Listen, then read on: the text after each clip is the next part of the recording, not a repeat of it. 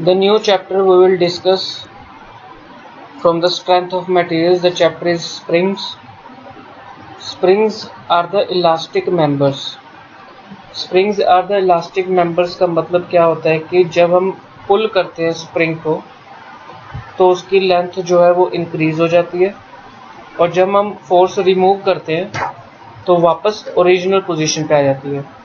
Springs क्या होते हैं? इलास्टिक मेंबर्स होते हैं which get distorted when they are loaded. जब हम उसके ऊपर लोड डालते हैं तो वो उसकी लेंथ इंक्रीज हो जाती है, जब हम फोर्सेस रिमूव करते हैं वो वापस ओरिजिनल पोजीशन पे आ जाती है। A good spring must be capable of absorbing maximum amount of energy. एक बेहतर स्प्रिंग कौन सा होता है जो मैक्सिमम अमाउंट ऑफ एनर्जी को एब्जॉर्ब कर सके फॉर द गिवन स्ट्रेस, जब हमने कोई उसके ऊपर स्ट्रेस डाला है, विदाउट गेटिंग परमानेंटली डिस्टॉर्टेड। वो जो स्प्रिंग है वो ब्रेक नहीं होना चाहिए। Following are the functions of spring. क्या फंक्शंस होते हैं स्प्रिंग के? टू एब्जॉर्ब और control energy due to shock और वाइब्रेशंस। जब कोई वाइब्रेशंस होती हैं या कोई शॉक लगता है तो वो उस एनर्जी को एब्जॉर्ब कर सके स्प्रिंग और कंट्रोल कर सके। जैसे कि व्हीकल्स में शॉक एब्जॉर्बर लगे होते हैं, वाइब्रेशन डैम्पर्स लगे होते हैं, रेलवे बफर्स लगे होते हैं। ये स्प्रिंग्स जो होते हैं सेम फंक्शन परफॉर्म करते हैं, शॉक और वाइब्रेशंस को एब्जॉर्ब करते हैं। To apply force and to control motion. Springs क्या होते हैं? फोर्स अप्लाई करते हैं और किसी भी व्हीकल की मोशन को कंट्रोल भी करते हैं। In brakes, clutches, spring loaded valves, springs क्या होते हैं? फोर्स अप्लाई करते हैं। जब हम कैम और फॉलोअर की बात करते हैं तो स्प्रिंग्स जो होते हैं वो कैम और फॉलोअर की हेल्प से मोशन को कंट्रोल करते हैं। स्प्रिंग्स का तीसरा फंक्शन होता है एनर्जी को स्टोर करना। जो स्प्रिंग्स हम क्लॉक्स में यूज करते हैं टू स्टोर एनर्जी ताकि वो क्लॉक को रन कर सके। फोर्स को मेजरमेंट करनी इन ए स्प्रिंग बैलेंस। स्प्रिंग्स जो यूज करते हैं हम टू मेजर फोर्स। दो तरह के स्प्रिंग्स होते हैं, एक होते हैं हेलिकल स्प्रिंग जिसको हम टॉर्जन स्प्रिंग बोलते हैं, दूसरा होता है बेंडिंग स्प्रिंग जिसको हम लीफ स्प्रिंग बोलते हैं।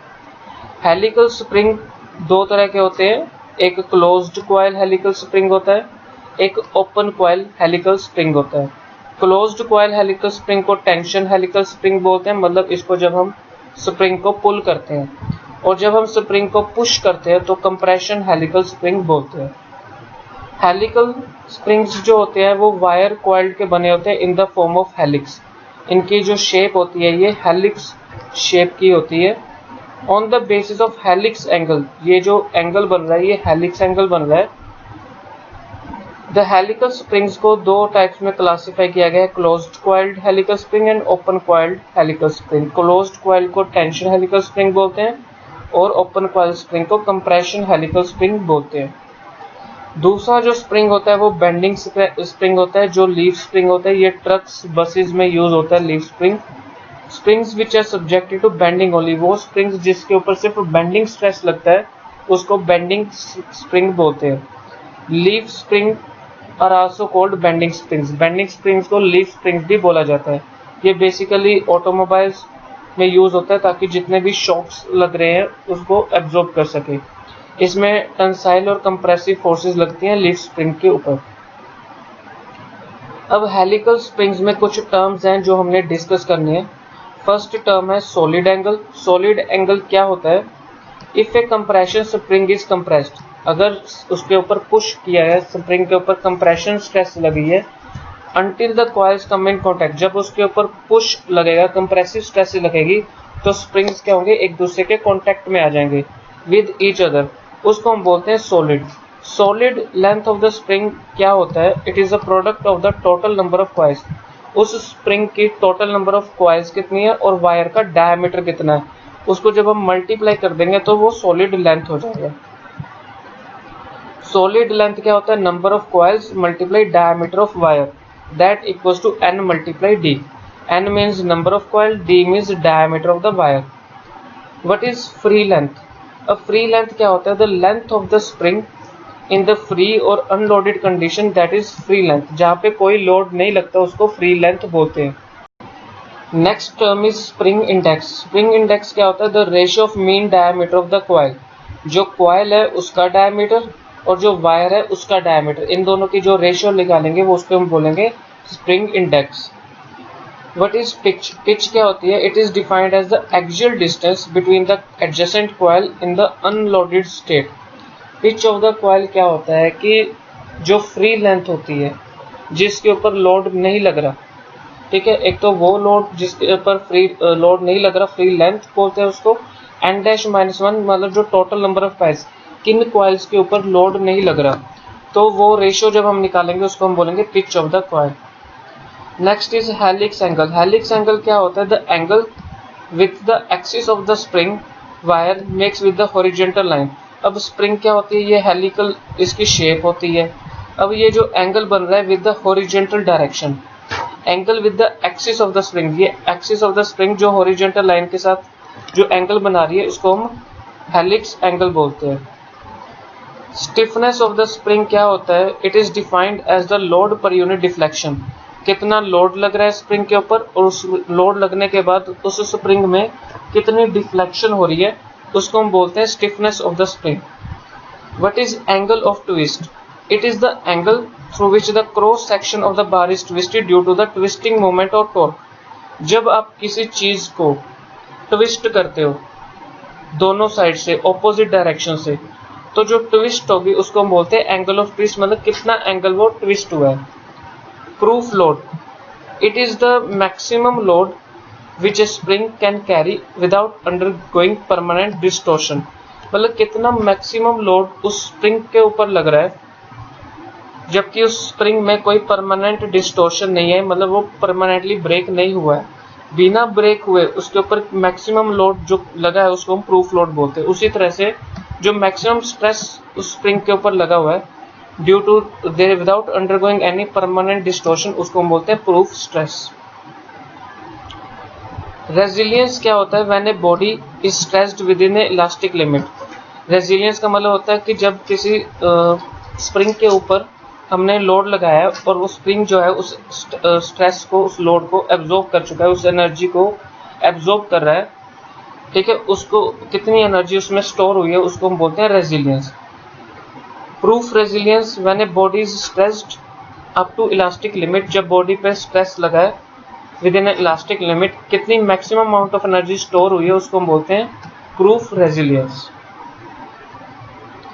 ये होती है पिच। ये क्लोज्ड कॉइल हेलिकल स्प्रिंग आप देख रहे हैं, जो फर्स्ट स्प्रिंग है और उसकी जो कॉइल है उसके बीच जो डिस्टेंस है उसको पिच बोलते हैं। ये डायमीटर हो गया और ये डिफ्लेक्शन हो रही है, लोड लगा है, यहाँ पे लोड लगने के बाद इतनी डिफ्लेक्शन हुई है, और ये हमारे पास है आर, और ए है हमारे पास एंगल ऑफ ट्विस्ट, ये इतनी एनर्जी स्टोर हुई है।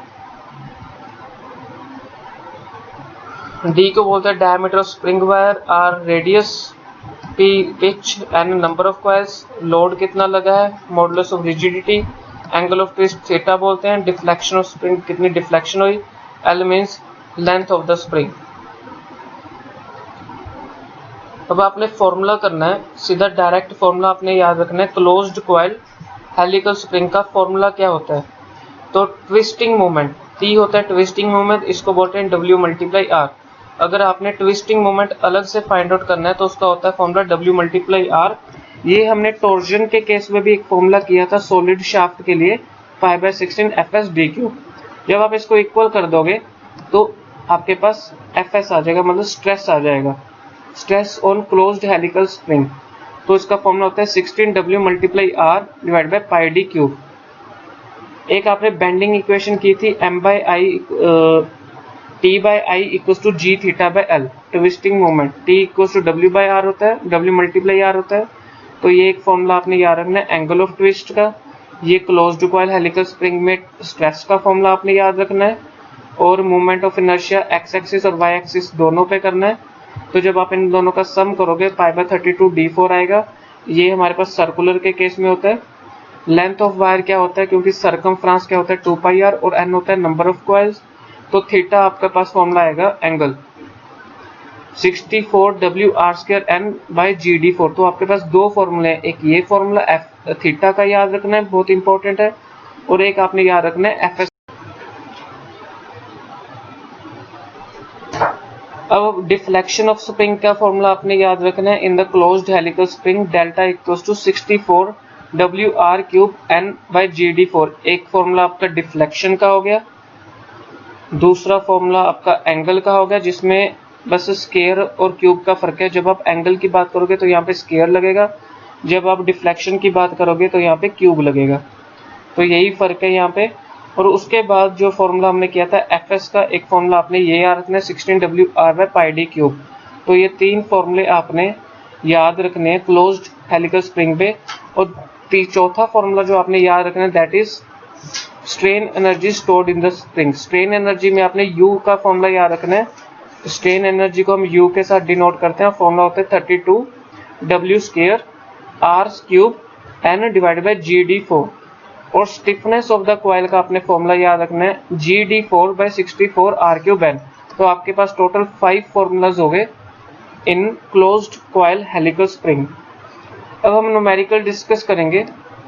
ए closed coil helical spring is to carry a load. Load आपको गिवन है 200 न्यूटन, रेडियस आपको गिवन है 30 मिलीमीटर, मैक्सिमम स्ट्रेस Fs आपको गिवन है, निकालने की जरूरत नहीं है।